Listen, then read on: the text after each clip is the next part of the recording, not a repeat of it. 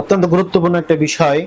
কুরবানি যারা দেন, অংশীদার হয়ে যারা দেন, অর্থাৎ 5 জন 7 জন মিলে যারা কুরবানি করেন, তাদের মধ্যে যদি কারো একজনের নিয়তের ভিতরে কোনো গলদ থাকে, অর্থাৎ 5 জন মিলে কুরবানি দিচ্ছেন, একজনের উদ্দেশ্য ছিল গোশত খাওয়ার, অথবা 7 জন মিলে কুরবানি দিচ্ছেন, একজনের উদ্দেশ্য কুরবানি সওয়াব ও না আল্লাহকে সন্তুষ্ট করার উদ্দেশ্য না, সেই উদ্দেশ্য হলো কুরবানি ঈদের পরে তার ছেলের বিয়ে অথবা তার মেয়ের বিয়ে, বিবাহের অনুষ্ঠানে গোশত লাগবে, সেই জন্য কুরবানি দিচ্ছে।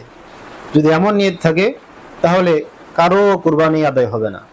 অথবা কুরবানি যে শরীকগণ আছেন তাদের কারোর একজনের, 5 জন অথবা 7 জনের মধ্যে একজনের অধিকাংশ অথবা অর্ধেকের চেয়েও বেশি টাকা যদি হারাম উপায়ে যদি উপার্জন করা থাকে, তাহলে কারো কুরবানি আদায় হবে না। এজন্য যারা শরীকি কুরবানি দিবেন, অত্যন্ত বিচক্ষণতার সাথে বুঝে শুনে এরপরে আপনারা কুরবানি দিবেন।